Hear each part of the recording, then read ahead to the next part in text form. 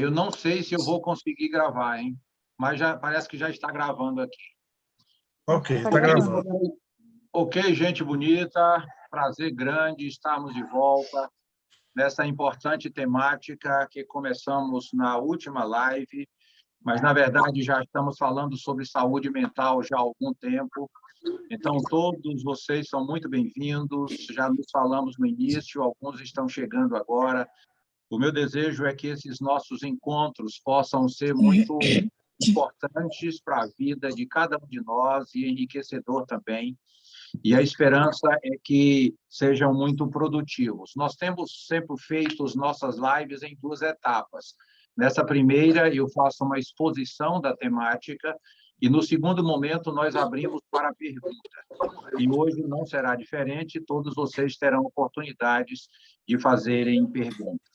Estamos falando, desde a live anterior, sobre a questão dos transtornos de ansiedade. Hoje daremos sequência e, possivelmente, teremos mais uma live sobre ansiedade de hoje a 15. Hoje eu quero entrar mais nos aspectos um pouco mais técnicos também da ansiedade, mas eu queria ter algumas coisas práticas e algumas explicações para vocês. Eu quero voltar sempre a uma pergunta que faz parte da minha live, que é a seguinte: como me tornei quem sou? Esse tema, para mim, é muito caro, porque hoje eu tenho uma compreensão do humano como alguém que se faz, como alguém que se constrói. Ele não é o promotor no sentido original da sua existência, nós não somos autocriadores, mas nós somos responsáveis pelas pessoas que nós somos nesse dado momento.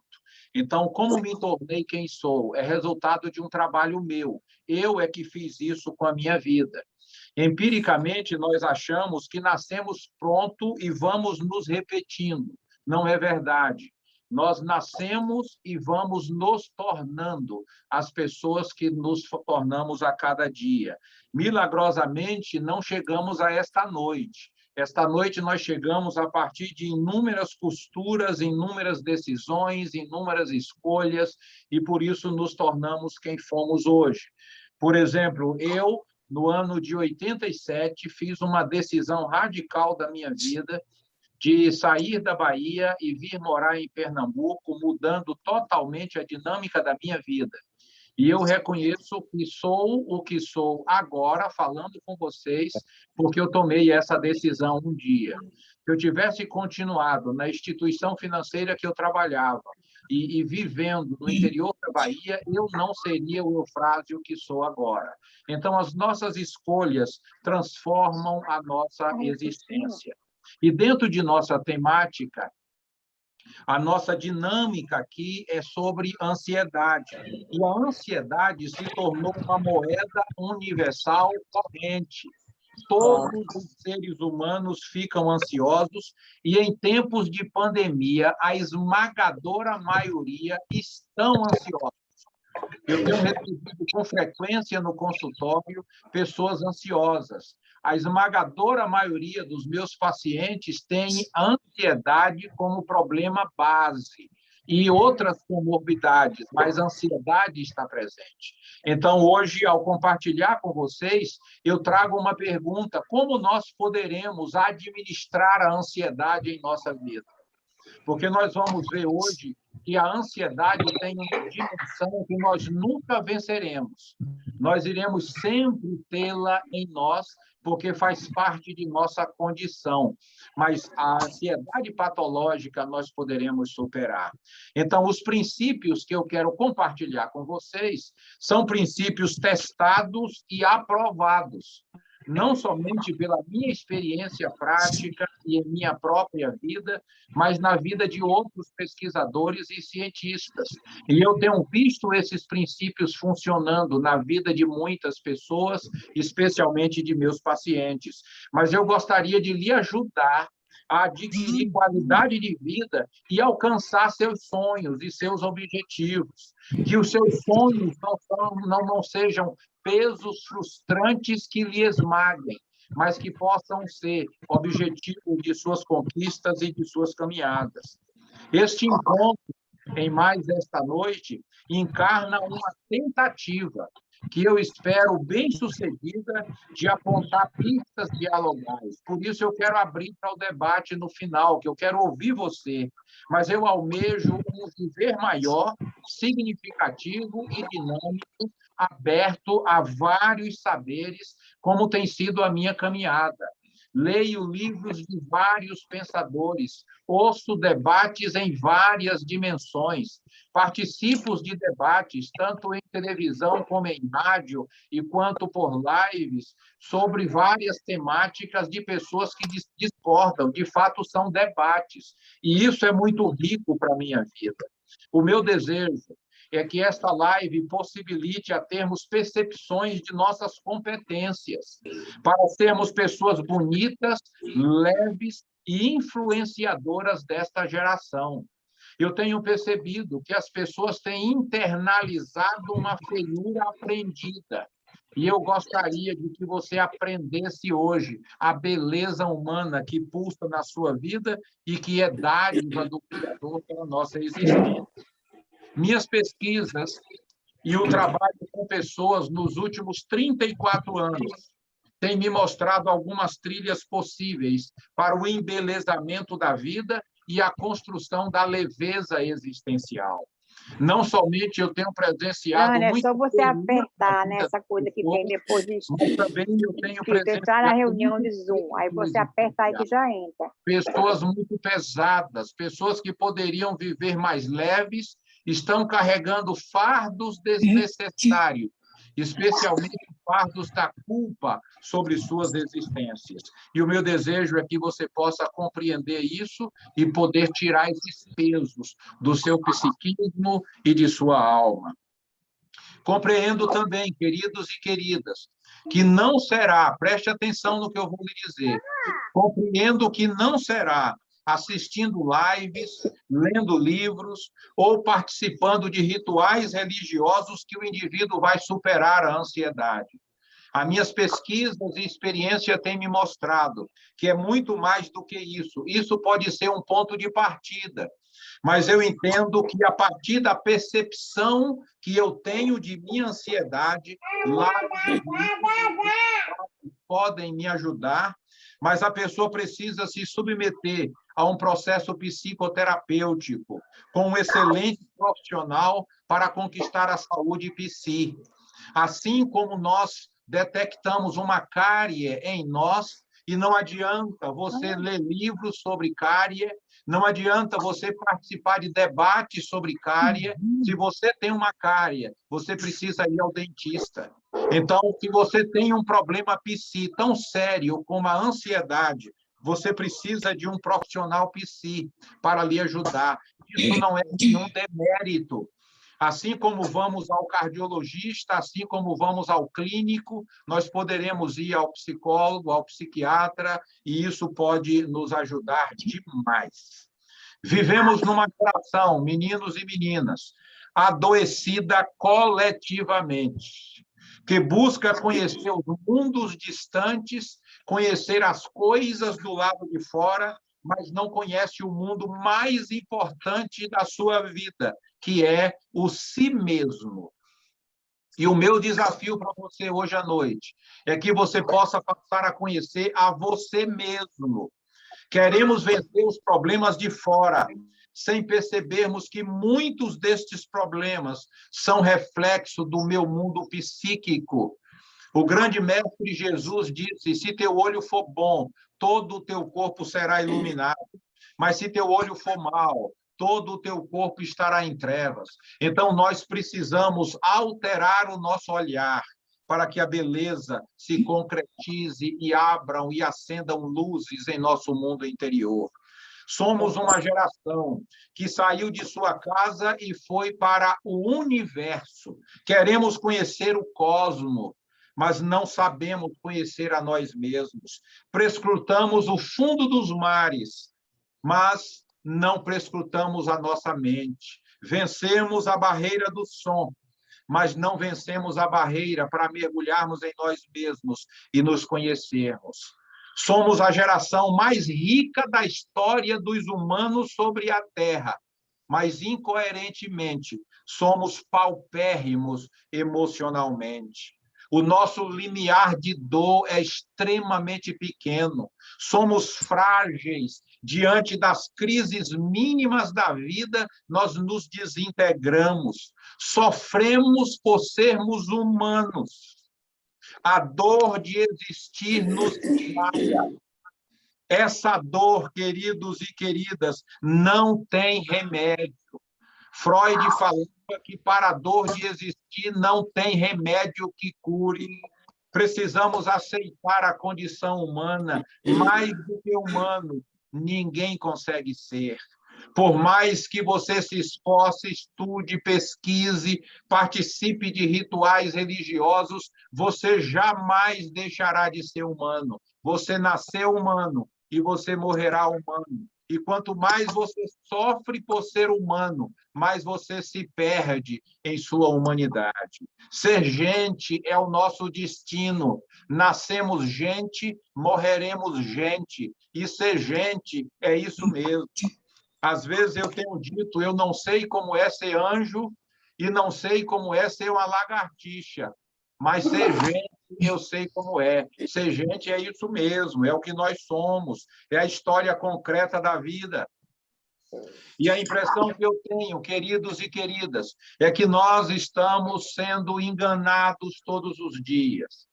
E aí eu me lembro da história de dois rapazes muito ricos, moravam na metrópole, na cidade grande, e lá para os 23, 24 anos, cansados da cidade grande, tomaram uma decisão radical.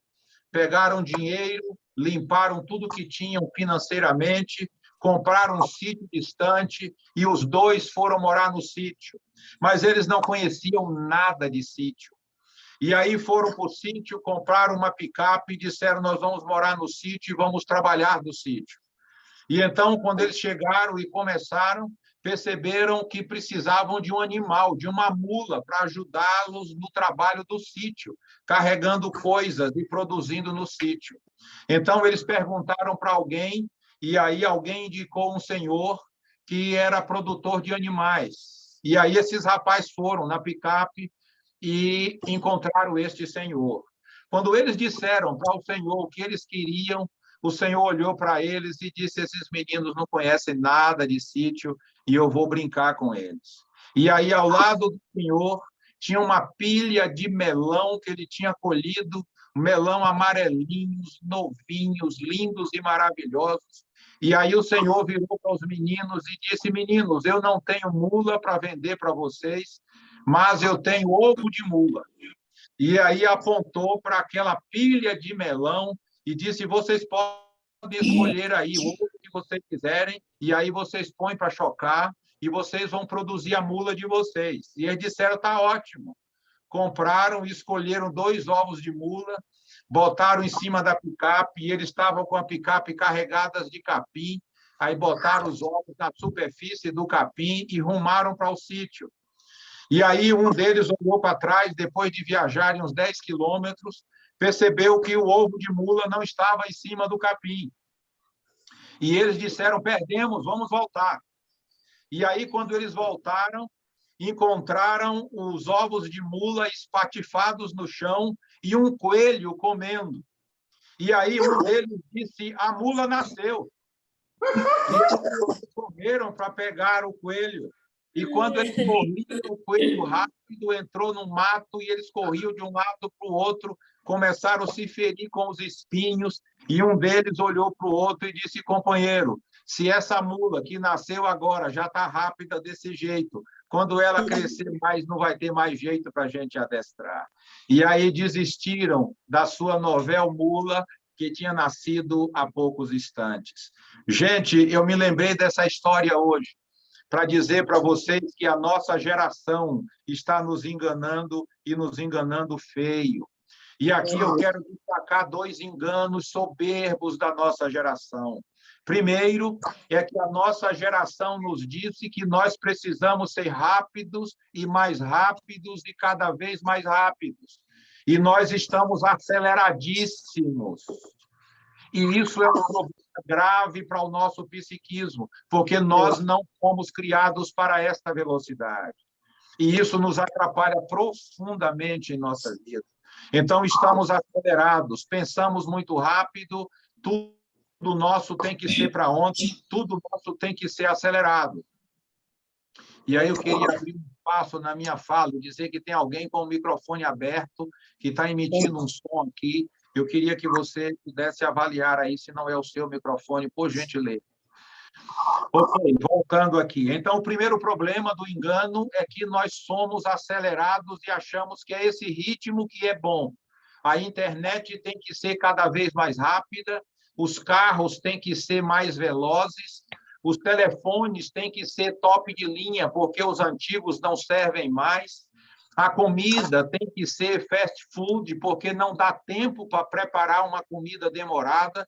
A gente entra por um lado do restaurante, faz a curva, do outro lado já pega a comida pronta num saquinho e achamos que isso é qualidade de vida, que isso é qualidade alimentar e todos estamos apressados.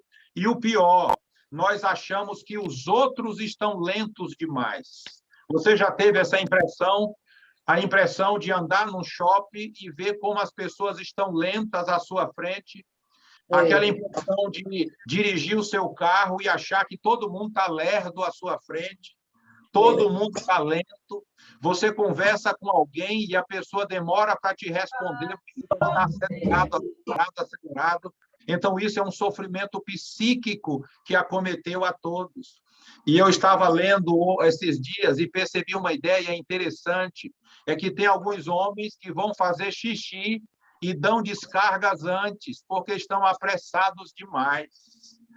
Eles enxugam as mãos molham as mãos lavando no sanitário e não tem tempo de enxugar naquele aparelho de vapor, que levaria 52 segundos com a mão higienicamente seca. Eles botam 10 segundos e terminam de enxugar na calça, porque estamos apressados. A gente não tem tempo para fazer as coisas no devido momento. Quem é o culpado disso? A nossa geração doida, que nos endoideceu e nos adoeceu coletivamente.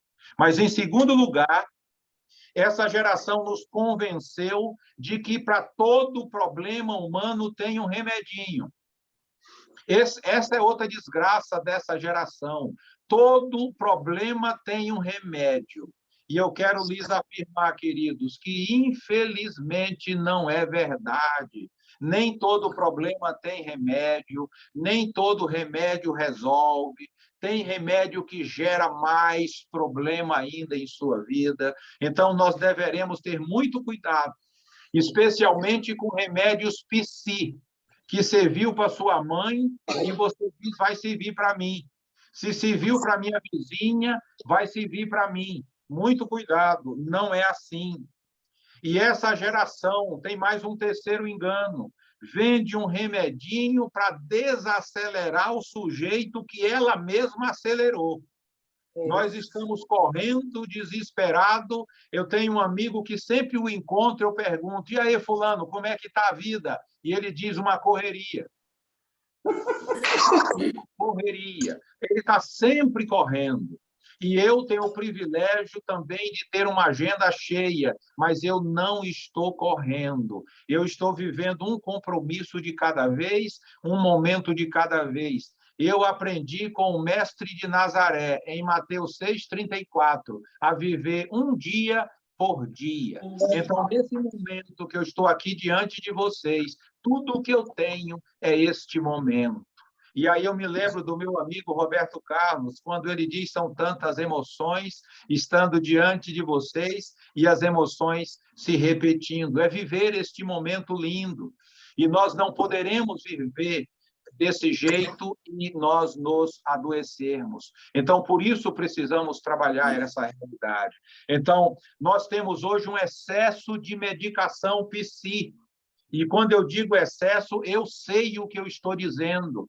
Muita gente tomando medicação psi desnecessariamente. Nós estamos entrando com um problema grave que eu quero denunciar aqui para que vocês passem a estudar também sobre isso, se é que ainda não perceberam. Nós estamos com a medicalização da infância.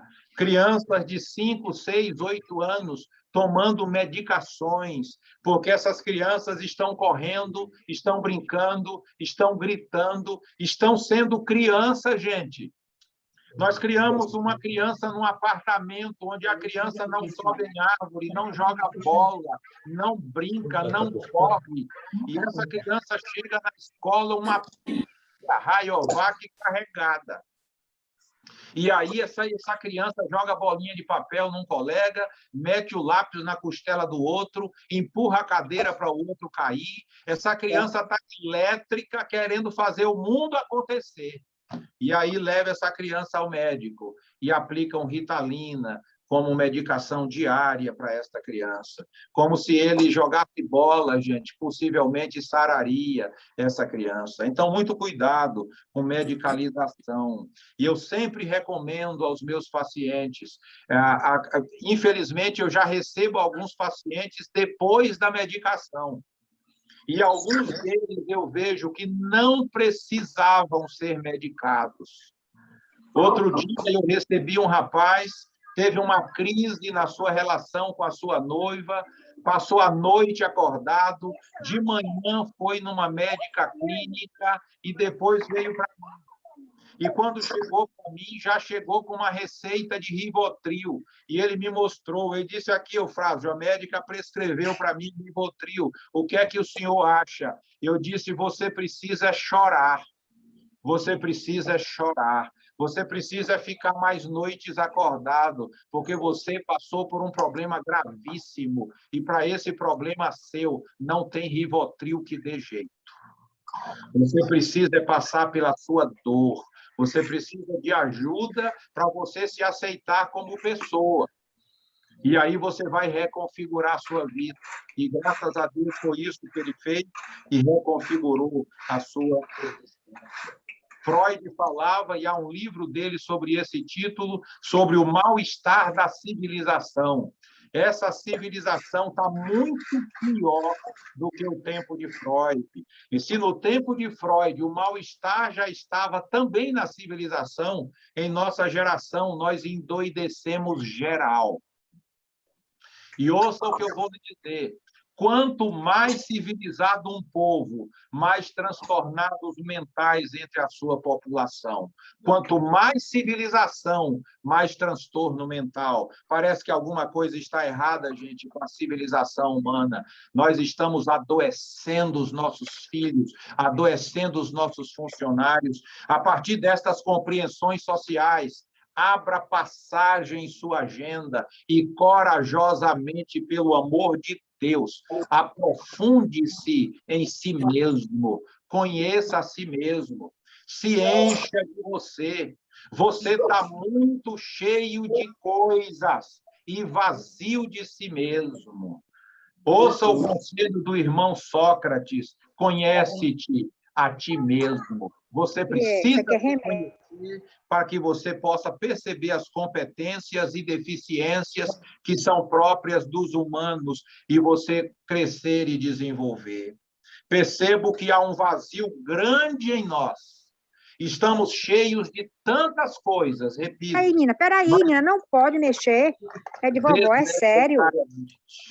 Estamos vazios de nós mesmos. Não, mulher, não bota pezinho, não, por favor. Por gentileza, desligue o seu microfone. Eu não estou conseguindo. Vou ver se eu consigo desligar geral aqui de novo. Isso é um problema para as pessoas.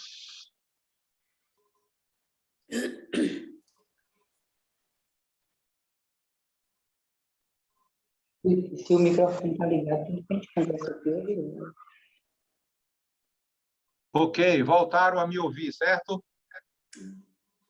Tranquilo? Pronto, vamos em frente.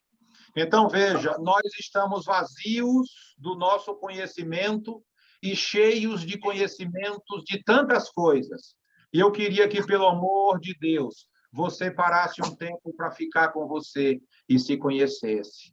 Aí eu lembro da história de um terapeuta com um garoto de uns 16 anos que estava exatamente sem saber quem ele era, e o terapeuta deu uma tarefa semanal para o próximo encontro e disse todos os dias fique meia hora com você, para você se conhecer. E na próxima sessão nós conversaremos. E aquele rapaz voltou empolgado para a próxima sessão e ele disse, doutor, eu fiz a tarefa que o senhor me pediu. E o psicólogo perguntou como é que foi a tarefa. E ele disse, o tempo passou rapidinho, porque eu fiquei sozinho na sala de som, botei uma música de orquestra que eu conheço e gosto muito bem dessa orquestra, peguei um livro de poesia e fiquei lendo poesia e ouvindo música instrumental. E os 30 minutos passaram rapidinho. E o psicólogo disse, mas não foi isso que eu lhe pedi. Eu lhe pedi para você ficar sozinho e você ficou na companhia de uma orquestra e de um poeta. E ele disse, doutor, eu não me aguento. Eu não consigo ficar sozinho porque eu não me aguento. Aí esse rapaz vai trabalhar numa empresa e reclama porque os colegas de trabalho não aguentam porque ele é chato. Começa a namorar uma garota e ela o abandona porque ele é chato. Ele casa e a mulher entra em sofrimento com ele porque ele é um cara chato. E ele não compreende que o problema dele é ele. Ele precisa se conhecer. Então, você precisa conquistar a si mesmo antes de conquistar dinheiro, carro, casas e bens materiais. Não estou negando estas realidades, mas eu estou dizendo que, primeiro, nós precisamos conquistar a nós mesmos. E, quem sabe, nós vamos perceber que não precisamos de tantas coisas para vivermos em paz. Não precisamos de tantas coisas penduradas nas paredes da casa. Não precisamos de tantos carros novos. Não precisamos de tanto dinheiro na conta. Nós vamos perceber que nós precisamos de nós mesmos. E isso vai trazer uma paz interior muito grande. Eu lembro de uma expressão em filosofia chamada passeio socrático. O que é um passeio socrático? Era Sócrates passeando na cidade de Atenas, passando em frente às lojas, e os vendedores chamando Sócrates para comprar. E ele entrava nas lojas e saía sem comprar. E ele dizia, eu não preciso de nada dessas coisas para viver. Nada do que você oferece, eu preciso para viver. E nós estamos querendo jogar lixo na mente das pessoas e achando que isso é coisa boa para viver. Eu lembro de alguns anos aqui na cidade do Recife, passando em uma das ruas, e eu passei em frente a um cinema que exibia sempre filme pornô, e tinha um rapaz na porta, era a pessoa da recepção do cinema, e quando eu ia passando em frente, ele me chamou a atenção e disse, senhor, aí eu olhei para ele, ele disse, entre aqui e faça uma higiene mental. E eu olhei para aquela proposta e eu disse, que higiene mental eu poderei fazê-la enchendo a minha mente de pornografia? E eu percebo, queridos, que nós estamos enchendo a mente de lixo e depois querendo ter qualidade de vida. Então, pelo amor de Deus, se você joga lixo na sua mente, é lixo que vai sair nas suas emoções, é desequilíbrio mental que você vai produzir. Então, a nossa viagem hoje é para dentro de nós mesmos, para você entrar na antessala da sua existência, mergulhar em seu mundo interior e descobrir as competências que habitam o humano, e elas estão em você. E é através desta compreensão que você vai entender a superação da ansiedade. Eu entendo que será intrigante, desafiador, às vezes dolorido, mas gratificante e terapêutico, com certeza. Alguns pacientes, às vezes, me dizem, doutor Eufrásio, depois da última sessão, eu passei 2 noites sem dormir. E eu disse, o que aconteceu com você? Ele disse, aquilo que presenciamos aqui na sessão mexeu demais comigo. É como se a vida dele tivesse desorganizado na sua desorganização interior. A bagunça aumentou. É como uma reforma do seu apartamento. Você foi melhorar o seu apartamento, contratou uma equipe de pedreiro e bagunçou tudo. É tijolo caindo, é poeira subindo, é parede desmontando, e você dizendo, meu Deus, eu queria melhorar, e piorou. Às vezes, no início do processo terapêutico, o paciente se confronta consigo mesmo. E ele tem crises, porque ele começa a enxergar uma pessoa que ele jamais imaginava que estava dentro dele, morando com ele. Isso me faz lembrar uma história de uma hospedagem. Jesus Cristo um dia se hospedou em casa de 3 amigos, levando a sua equipe apostólica. Então, tinha no mínimo ali, naquela hospedagem, 16 pessoas. E era uma família pobre. E essa família tinha 2 irmãs e um irmão. E a irmã mais velha, se sentindo responsável pela hospedagem, corria de um lado para o outro, fazendo comida, preparando cuscuz, cozinhando a macaxeira, fritando uma carne do sol, fritando alguns ovos, todo um trabalho, porque ele sabia que a equipe de Jesus comia muito, ela tinha essa compreensão.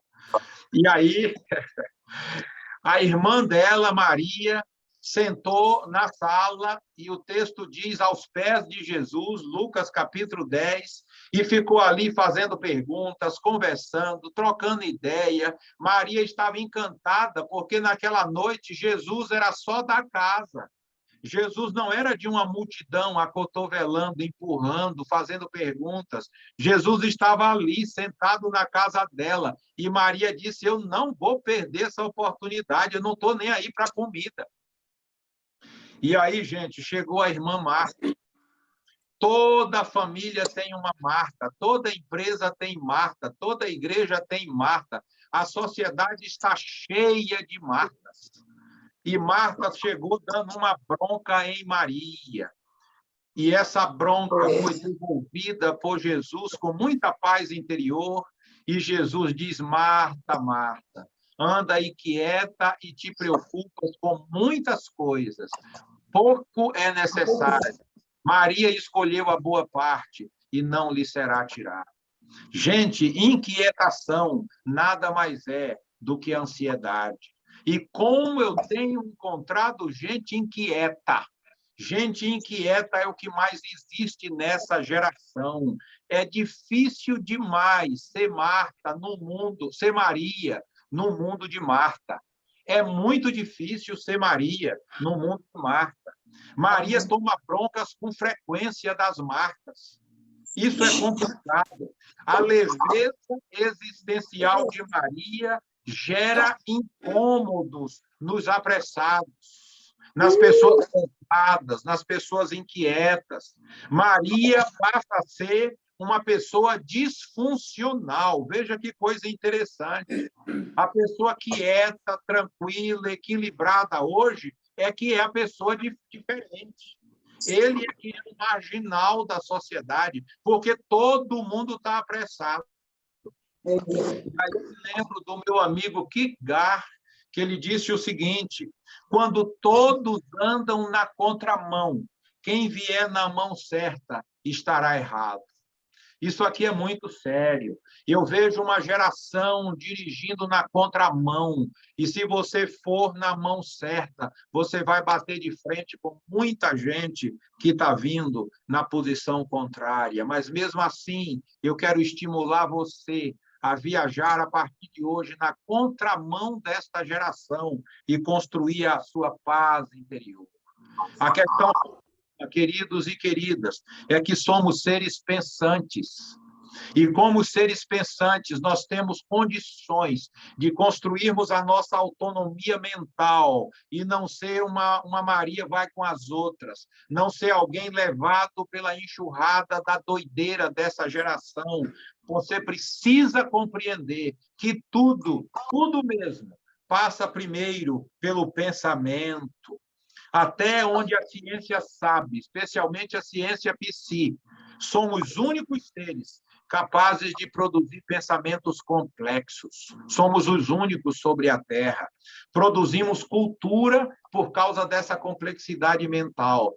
Inclusive, senhoras e senhores, o ser humano é o único ser capaz de adoração, capaz de veneração. Todos os outros seres do planeta não têm um altar que se curva diante desse altar. Só o ser humano, por causa do pensamento. E o pensamento é a matriz de nossas emoções. As nossas emoções desencadeiam a partir do pensamento.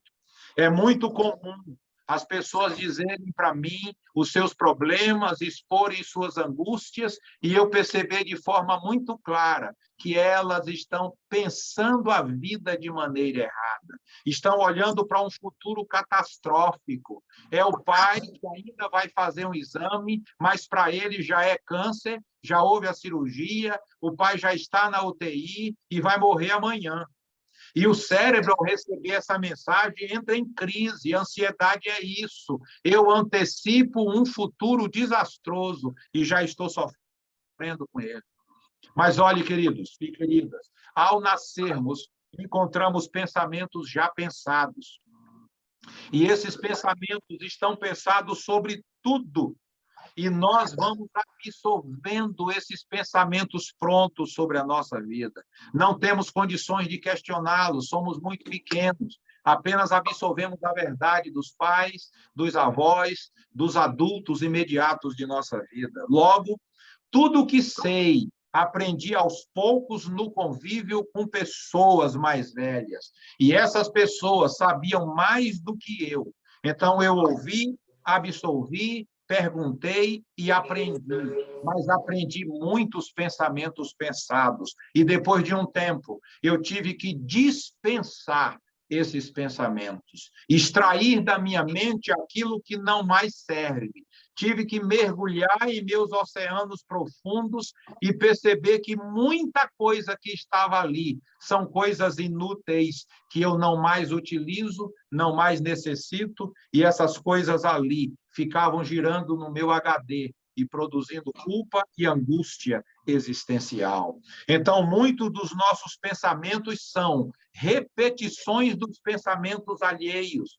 Quantas pessoas eu encontro que repetem pensamentos? Pensamento dos pais, pensamento dos avós, pensamento do livro que leu, da teologia que conheceu, pensamento da igreja que ele frequenta, pensamento do seu ambiente cultural. Então, são pensamentos alheios a ele, que estão fazendo mal à sua vida, e ele não percebeu isso ainda.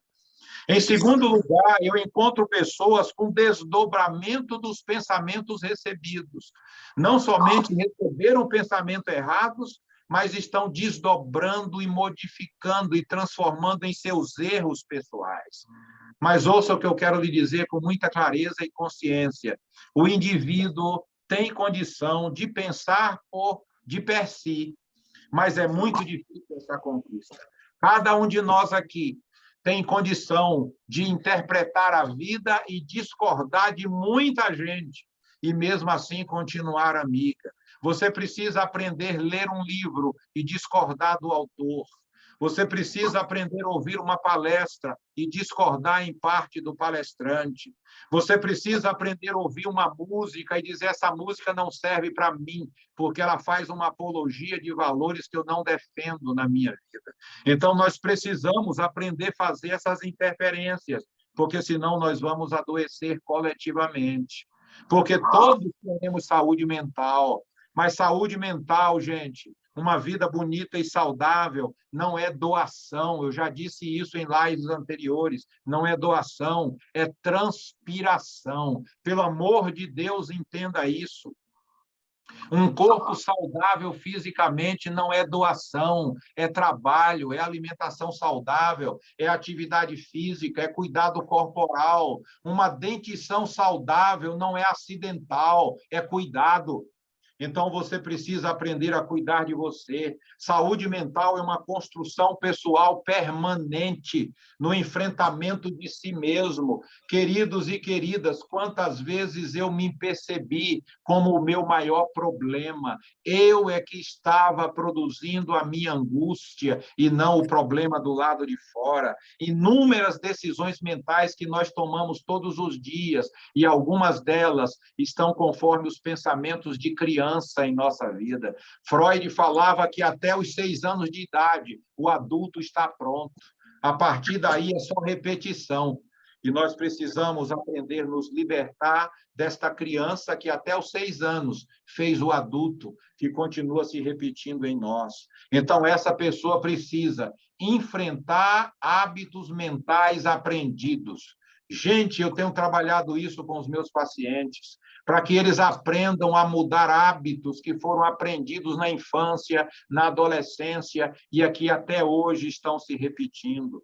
Você precisa aprender a resistir ao modus operandi de uma sociedade. Se a nossa sociedade é doida, você não precisa ser mais um na multidão.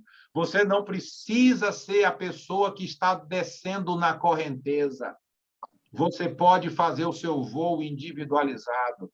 E você precisa construir sua história e ser responsável por ela. Você precisa ser diferente da sua sociedade em muitos aspectos, porque o ser humano foi criado com a condição de transformar a si mesmo pela renovação dos seus pensamentos. E você tem condição de fazer isso. Quando eu descobri isso, a minha vida foi um salto de qualidade que você não imagina o tamanho. Quando eu percebi que eu sou responsável por Eufrásio, e como diz Paulo aos Romanos, Eufrásio vai dar conta de si mesmo um dia, e se eu vou dar conta de mim um dia, diante do meu Criador, eu tenho condição de cuidar de mim. Então, hoje, eu sou o que sou por minha responsabilidade.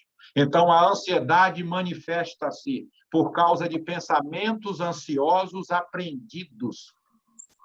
Eu aprendi muitos pensamentos que geraram ansiedade. E eu disse para vocês na live passada, eu fui ansioso. Na década de 80, eu fiz a minha única endoscopia, quando um médico queria me operar de vesícula em Jequié, na clínica Santa Helena.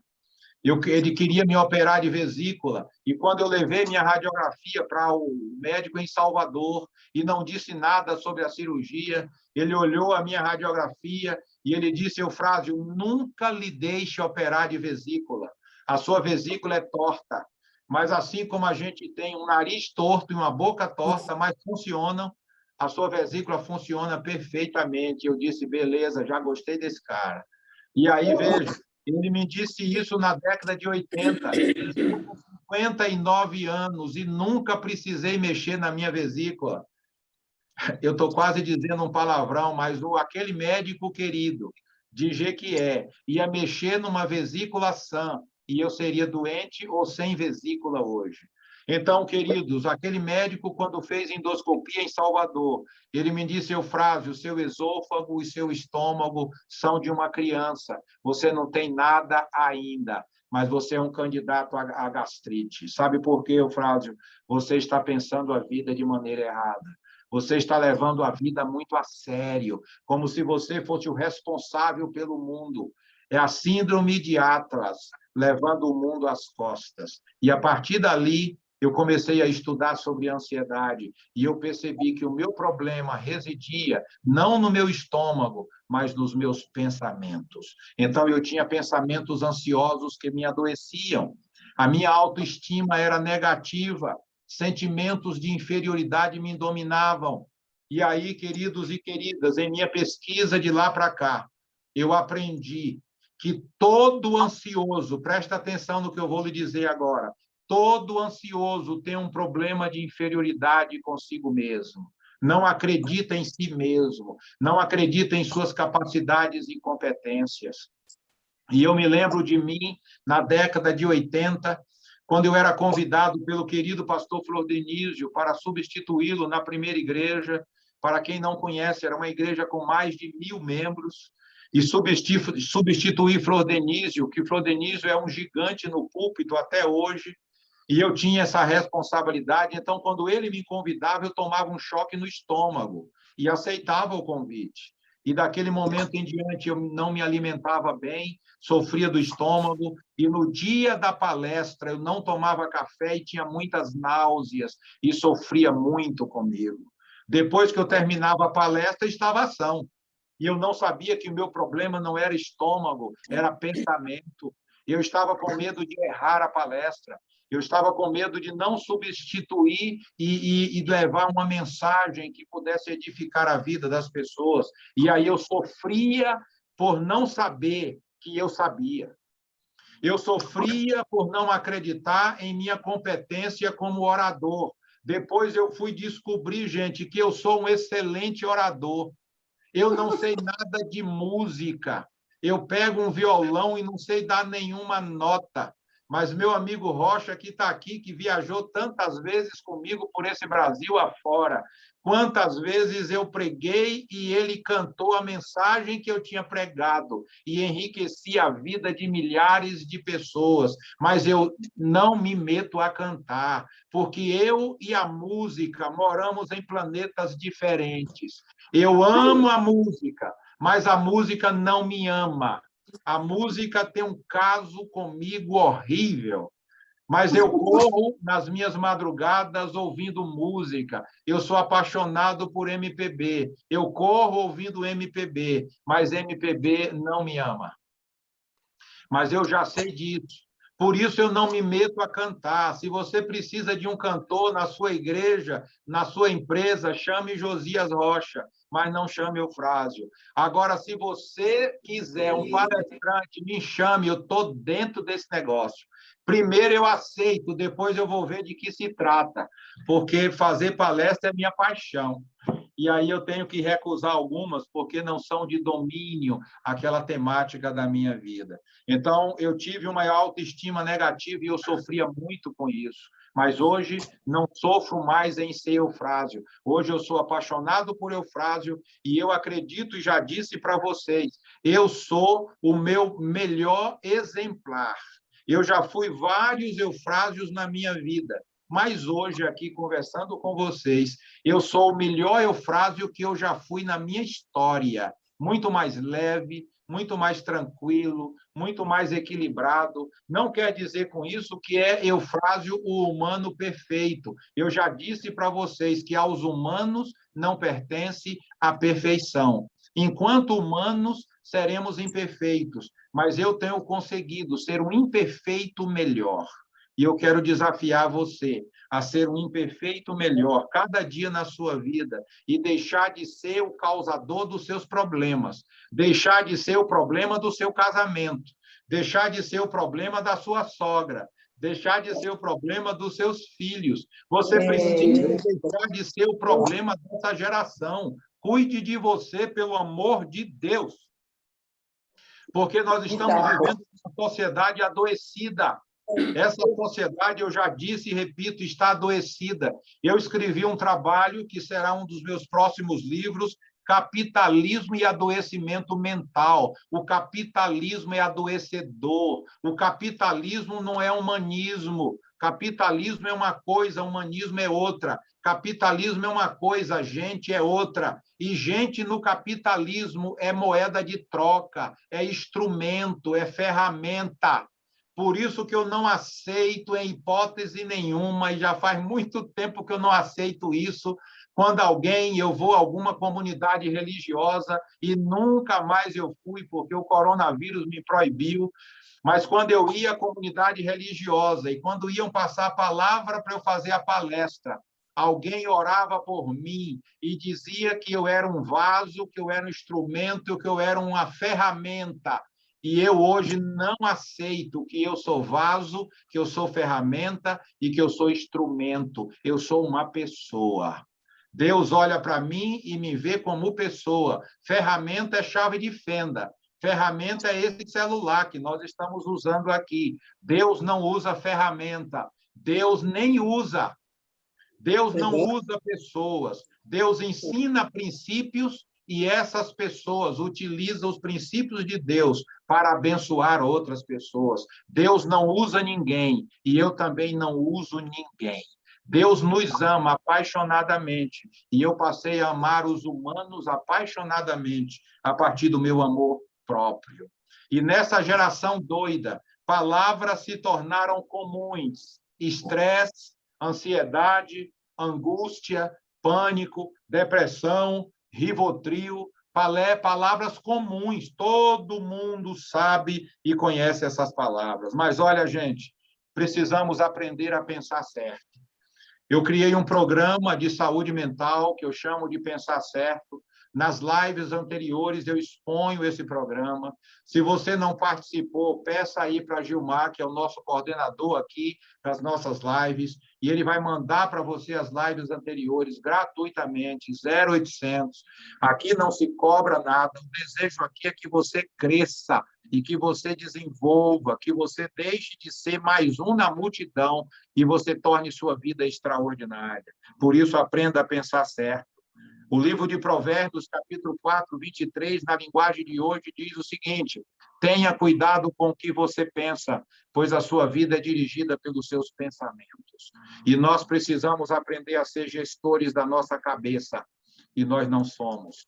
Nós estamos entregando para a mídia, estamos entregando para o líder religioso da minha comunidade, estamos entregando para o patrão na empresa, estamos entregando para um cônjuge, e nós não estamos pensando com independência. E eu quero que você hoje aprenda a ser gestor de si mesmo e desenvolva a sua própria mente. Pensar certo, os estudos científicos comprovam como nossos pensamentos influenciam o metabolismo do nosso cérebro e o consequente equilíbrio corporal.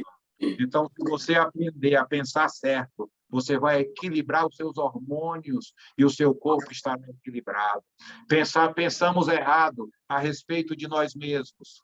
Pensamos errado a respeito do outro. Pensamos errado a respeito da sociedade. E pensamos errado sobre várias temáticas em nossa vida. E o pensamento errado faz um mal do inferno em nossa vida. Freud dizia que o pensamento é o ensaio da ação. Primeiro nós pensamos, depois nós fazemos. E você precisa descobrir o pensamento. Logo, defendo a tese de que o indivíduo precisa tornar-se autor da sua própria história. O indivíduo precisa ser protagonista de si mesmo. Ele precisa ser ator principal no palco da sua vida. Então, nessa noite, eu trago o desafio de você aprender a ser um gestor de si mesmo e construir a sua própria história. Pois o ser humano é ele mesmo que se faz, o que se torna a partir de estímulos e influências que recebe. Cada ser humano tem a capacidade de criar o que ele é e que vai se tornar a cada dia. Por isso, você precisa ser hoje a sua melhor versão e decidir desenvolver a sua vida para que você possa lapidar a sua existência, reformular o seu ser e reformular toda a sua história. Você tem capacidade para isso. Essa capacidade já nasceu com você. Você é um ser humano. E eu quero concluir hoje deixando uma ideia de um amigo violeiro, MPB da melhor espécie, que é meu amigo Gonzaguinha, nos deixou muito jovem. Escreveu uma poesia fantástica.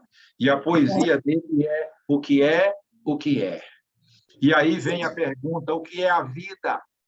A vida me fora dada, mas eu não me criei. Eu me tornei responsavelmente o que sou, mas eu não me criei. E aí, meu amigo Gonzaguinha escreveu e cantou belamente. Ele disse, eu fico com a pureza das respostas das crianças. É a vida, é bonita e é bonita. Viver e não ter a vergonha de ser feliz.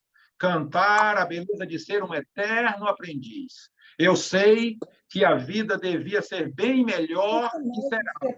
Mas isso não impede que eu repita que é bonita, é bonita, é bonita. E a vida? E a vida o que é? Diga lá, meu irmão.